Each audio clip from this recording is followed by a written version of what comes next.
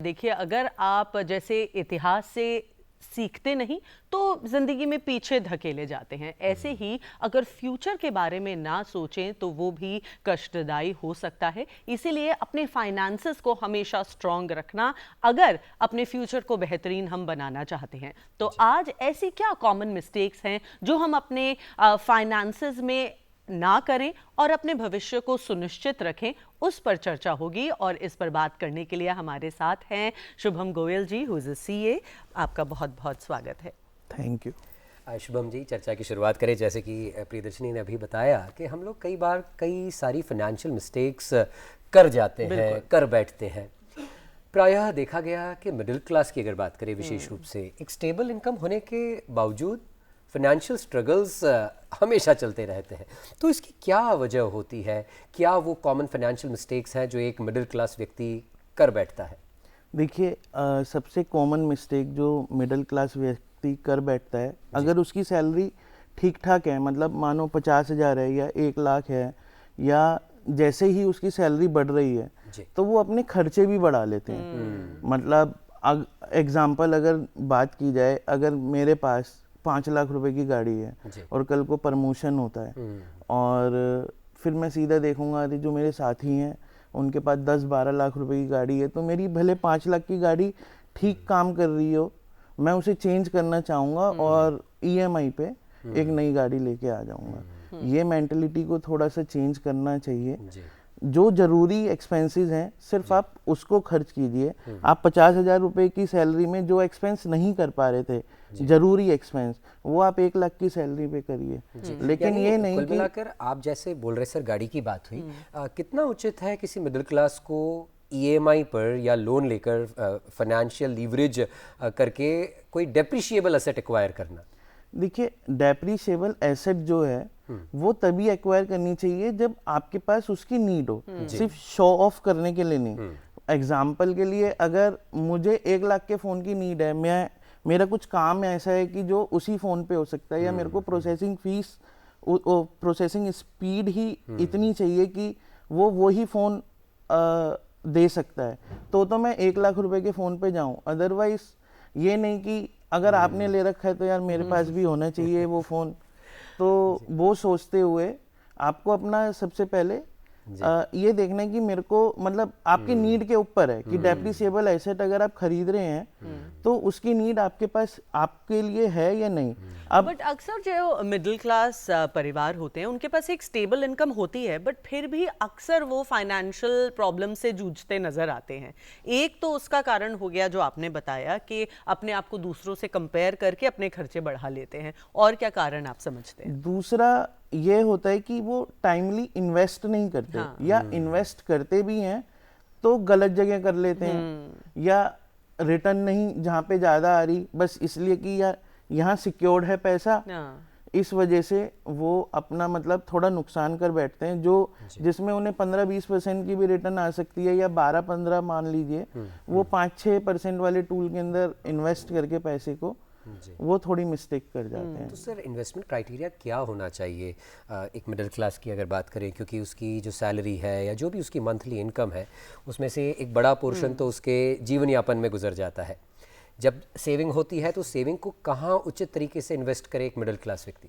देखिए, सेविंग को आपको बांट देना चाहिए। सेविंग तो हो गया एक नॉर्मल की, जैसे 50,000 रुपए की सैलरी है, आपके 30,000 रुपए के सारे एक्सपेंस हैं, तो 20,000 रुपए बच गए। अब वो बचे हुए पैसे को आप, कई ऑप्शन होते हैं, ज़्यादातर लोग बैंक में या एफडी में रख लेते हैं। वो जब तक तो ठीक है जब आपकी शॉर्ट टर्म नीड है, आपको 5-6 महीने का इमरजेंसी फंड बनाना है, या आपको पता है कि अगले महीने मेरे को पैसों की जरूरत पड़ेगी, ये खर्चा आना ही है, स्कूल के एडमिशन्स होने हैं, तो उसमें मेरे को पैसे की जरूरत है, तब तो वो सेविंग बैंक या एफडी में आप पैसा डाल दीजिए। उसके अलावा अगर आपको 5-6 साल या 10 साल के लिए पैसा जोड़ना है तो उसके लिए अदर टूल्स होते हैं, जैसे म्यूचुअल फंड हो गए, शेयर्स हो गए, उसके अंदर आप पैसा लगाइए। लेकिन आपने बात करी इमरजेंसी फंड्स की, बहुत सारे लोग ऐसे होते हैं कि वो इंतजार करते हैं कि 1 तारीख को मोबाइल की घंटी बजे, उससे पहले अकाउंट जीरो। इमरजेंसी फंड होना कितना जरूरी है? इमरजेंसी फंड होना बहुत जरूरी है। होता क्या है कि किसी को नहीं पता, सब एकदम फिट लाइफ जी रहे हैं या कुछ है, फिर अचानक से कोई ऐसी चीज हो जाती है जिसमें उसे पैसे की जरूरत पड़ती है।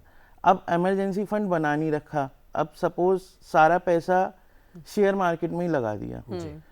अब शेयर मार्केट अगर आज की डेट में देखें तो थोड़ा वॉलेटाइल चल रहा है। शेयर मार्केट में सपोज उस समय पैसे 1 लाख रुपए लगाए और रह गए 80,000, तो उसे इमरजेंसी की वजह से वो 80,000 रुपए में ही अपने शेयर्स बेचने पड़ेंगे। तो उससे बेटर होता है आप 5-6 महीने के जो भी मंथली एक्सपेंसेस हैं आपके, सपोज 30,000 रुपए महीने के एक्सपेंसेस हैं, तो लगभग 1.5 लाख रुपए या 2 लाख रुपए आपके बैंक में या एफडी के अंदर होने चाहिए, ताकि कभी ऐसा टाइम आ जाए कि पैसे की अर्जेंट नीड हो तो वो उसमें यूज हो जाए। जी, इमरजेंसी फंड को कितना लिक्विड रखना चाहिए शुभम जी? मतलब जैसे आपने कहा कि लगभग 4-5 महीने के मासिक खर्च जितना इमरजेंसी फंड आइडियली एक व्यक्ति ने मेंटेन करना चाहिए, वो कहाँ मेंटेन करे, कैसे मेंटेन करे? शेयर मार्केट में तो आपने कहा वॉलेटिलिटी होती है, उसके लिए तो बैंक का ही ऑप्शन सबसे बेटर होता है, या तो आप सेविंग बैंक में रखें, एफडी के अंदर रखें। जी। लेकिन क्या एमओडी अकाउंट जो होता है जिसमें थोड़ा हायर इंटरेस्ट रेट का फ़ायदा लिया जा सकता है, वो भी एक ऑप्शन हो सकता है? हाँ, एमओडी के अंदर भी लिया जा सकता है, लेकिन उसके अंदर आपको बैंक टू बैंक पॉलिसी देखनी पड़ेगी कि उसके अंदर कोई फिक्स टर्म तो नहीं है कि 1 साल तक पैसा नहीं निकाल सकते या 2 साल तक नहीं निकाल सकते। वो अगर प्री मैच्योर विड्रॉल अलाउ कर रहे हैं तो फिर वो एमओडी में भी पैसा डाल सकते हैं। ऐसे में एक और बात जहन में आती है प्रियदर्शनी, शुभम जी से उसका क्लैरिफिकेशन लेंगे। आजकल कई सारे इंश्योरेंस प्लान्स ऐसे अवेलेबल हैं जो इंश्योरेंस प्लस इन्वेस्टमेंट का वायदा करते हैं। तो कितना उचित है इंश्योरेंस प्लस इन्वेस्टमेंट प्लान्स को लेना, और किसे लेना चाहिए, कब लेना चाहिए? देखिए, इंश्योरेंस अलग चीज होती है, इन्वेस्टमेंट अलग चीज होती है। अब जो insurance companies insurance plus investment offer कर रही हैं, तो आपको उनका पूरा पॉलिसी डॉक्यूमेंट देखना होगा कि उसके अंदर वो कितना रिटर्न आपको दे रही हैं, उसके अंदर जितना प्रीमियम जा रहा है और वो कितनी गारंटेड रिटर्न दे रही हैं, उसका आप अनुमान लगाएंगे तो आपको पता लगेगा। अगर हाँ एफडी से ज़्यादा दे रही हैं तो आपको तो फिर मतलब वो प्लान ले लेना चाहिए, अदरवाइज नहीं। और दूसरी चीज, इमरजेंसी फंड आप उसके अंदर इंश्योरेंस प्लस इन्वेस्टमेंट स्कीम में नहीं डाल सकते, क्योंकि उसके अंदर भी लॉक इन पीरियड होता है कि 5 साल तक आपको प्रीमियम जमा करना है, उसके बाद पैसा मिलेगा। अदरवाइज क्या होगा कि अगर आप पहले ही विड्रॉ करेंगे पैसे को तो वो सरेंडर वैल्यू बहुत कम होती है। तो क्या ये भी एक फाइनेंशियल मिस्टेक कहेंगे शुभम जी, जो एक आम व्यक्ति, मिडिल क्लास व्यक्ति इंश्योरेंस प्लस इन्वेस्टमेंट प्लान ले बैठता है, जबकि चाहता हूँ कि मुझे बीमा चाहिए तो मैं टर्म प्लान की बजाय इंश्योरेंस प्लस इन्वेस्टमेंट प्लान ले लेता हूँ? बिल्कुल, ये बहुत बड़ी मिस्टेक है। आपको मतलब ये पता होना चाहिए कि टर्म प्लान क्या होता है, टर्म प्लान क्या होता है, और टर्म प्लस इन्वेस्टमेंट प्लान जैसे endowment policy, money back policy, ये सारी पॉलिसीज हैं, तो वो क्या होती हैं। अब लोगों को लग रहा है कि मैं तो सिर्फ पैसा इन्वेस्ट कर रहा हूँ, अब वो इंश्योरेंस कंपनीज को पैसा दे रहे हैं तो उसके अंदर इंश्योरेंस का प्रीमियम भी इंक्लूड होता है। तो सबसे बेटर होता है, अगर आप इंश्योरेंस की बात करें, ये सबसे बेटर है कि आपके पास एक टर्म प्लान तो होना चाहिए जो सिर्फ प्योर इंश्योरेंस होता है। जैसे आपने बताया, ये इतनी जो हिडन और बातें होती हैं ये आम लोग नहीं समझते। अक्सर फाइनेंशियल हेल्प के लिए आजकल सोशल मीडिया सबसे बड़ा टीचर हो गया है। हम वीडियोस देखते हैं, जो फाइनेंशियल इन्फ्लुएंसर्स हैं उनकी बात सुनकर इन्वेस्ट कर देते हैं, कई बार सही होती है, कई बार नहीं भी होती। तो ऐसे में फाइनेंशियल डिसीजंस के लिए कहाँ जाए मिडिल क्लास, जिसके पास कोई पर्सनल सीए नहीं है, कोई करेक्ट गाइडेंस नहीं है? What are the safest things he can do? देखिए, उसे अवेयर होना पड़ेगा। अब अवेयर की बात करें, हर मंडे आपका शो होता है, उसके अंदर मेरे को जितना ध्यान है, इंश्योरेंस पे भी हम सेपरेटली बात करते हैं, म्यूचुअल फंड पे भी करते हैं, ये कर चुके हैं कई बारी, हम पहले भी कर चुके हैं और हो सकता है कि आगे भी और करें। तो ये उनको एजुकेशन अवेयरनेस अपने अंदर लानी होगी, और खुद से ही एक अच्छे सोर्स से, मतलब ये नहीं कि कोई सी भी वीडियो आ गई और उसमें कह दिया कि इसमें पैसा लगा दिया ये शेयर इतना बढ़ जाएगा, या ये म्यूचुअल फंड बहुत अच्छा चल रहा है। पहले खुद आप उसको देखें कि वो ठीक है या नहीं, अपनी अवेयरनेस के जरिए। हाँ, खुद तो आपको थोड़ी बहुत रिसर्च करनी पड़ेगी, और ये सिर्फ शेयर म्यूचुअल फंड में नहीं है, ये इंश्योरेंस में भी है।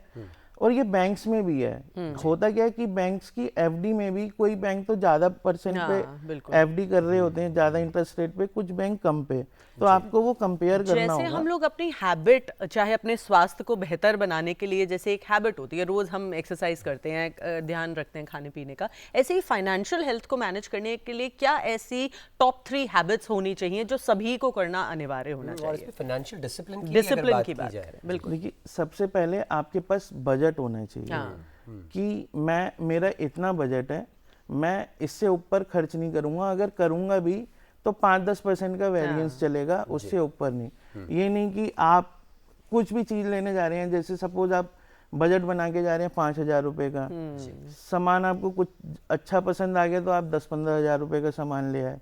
या दूसरी गलती ये ना करें कि आपने क्रेडिट कार्ड ले लिया जी, और यही सामान लेने आप जा रहे हैं, कुछ पसंद आ गया, बैंक में पैसे नहीं है, अरे देख लेंगे जब सैलरी आएगी, और अपना क्रेडिट कार्ड से स्वाइप कर लिया, जी। तो वो सैलरी मतलब बाकी जो आपके मंथली एक्सपेंस है उसमें चली जाती है। जी, फिर वो क्रेडिट कार्ड का बिल आपका बढ़ता रहता है और फिर इंटरेस्ट पे इंटरेस्ट लगता रहता है, आपका सिविल स्कोर भी इम्पैक्ट होता है। बिल्कुल। तो उससे बेटर है आप अपने जो भी गैर जरूरी एक्सपेंसेस हैं जी, उसको आप लगाम लगाइए, और दूसरा इमरजेंसी फंड मेंटेन करिए, ताकि कभी कोई ऐसा खर्चा आए तो आपको ऐसे लोन लेके उस खर्चे को जी, करना ना पड़े। तो चलते चलते शुभम जी, एक क्विक रैपिड फायर आपसे हो जाए कॉमन फाइनेंशियल मिस्टेक्स विषय पर शुरुआत करते हैं। सबसे बड़ी फाइनेंशियल मिस्टेक जो लोग अपने 20s में कर बैठते हैं?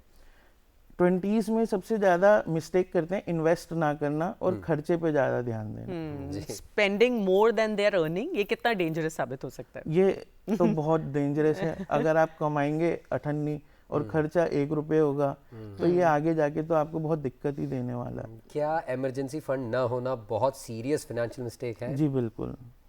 क्रेडिट कार्ड यूजेज ये कन्वीनियंस है या फिर हमारे लिए दुखदाई भी साबित हो सकता है? कन्वीनियंस है, लेकिन अगर आप कंट्रोल उस पर लगाए रखें, हाँ। एक एक्सपेंस आप लिमिट से ज़्यादा ना करें। फाइनेंशियल ट्रेंड्स को फॉलो करना बिना नॉलेज के कितनी बड़ी मिस्टेक है? ये बहुत मिस्टेक है। एक होता है FOMO, fear of missing out. ठीक है, तो उसके चलते आपको किसी के कहने पे इन्वेस्ट नहीं करना चाहिए। डिले इन इन्वेस्टमेंट, इसको आप कैसे देखते हैं? ये कॉस्ट बढ़ाता है आपका। हाँ। जो चीज़ आप मतलब 5,000 रुपये महीने इन्वेस्ट करके आप एक टारगेट 30 साल में अचीव कर सकते हैं, वही अगर आप डिले करेंगे तो हो सकता है उसे 50 साल भी लग जाए। Saving money versus investing money, कहाँ गलती होती है? लोग मनी सेव करने को भी इन्वेस्ट सोच लेते हैं, तो दोनों बहुत अलग अलग चीज़ें। पैसा बचाना तो ये तो सेविंग हो गई, जी। अब उसे आप कहाँ लगा रहे हैं। अगर इन्फ्लेशन से ज़्यादा वो आपको रिटर्न दे रहा है तो वो ठीक है, अदरवाइज इन्फ्लेशन से अगर कम रिटर्न दे रहा है तो वो गलत है। जी, इस फाइनली वन लास्ट क्वेश्चन कि क्या लोन लेना अपनी लाइफस्टाइल एक्सपेंसेस के लिए is a red flag? Red flag, ये ब्लंडर है, रेड फ्लैग भी नहीं है। तो लाइफस्टाइल के लिए आपको लोन नहीं लेना चाहिए। जी। हाँ, अगर आपको घर या गाड़ी बहुत ज़रूरी है जी। तो लोन लीजिए, लेकिन ये मोबाइल फ़ोन या बाकी और चीज़ें एसेसरीज होती हैं, वॉशिंग मशीन, टीवी, ये सब, ये EMI पे नहीं लेना चाहिए। कुल मिला के अपनी ज़रूरतों को भी सीमित रखें और कंजर्वेटिव बने, प्रूडेंट बने। शुभम जी, आपसे इतनी सार्थक चर्चा हुई, हमारे दर्शकों को भी निश्चित इससे लाभ मिला होगा। आपका बहुत बहुत आभार, बहुत धन्यवाद कार्यक्रम में आने के लिए। Thank you.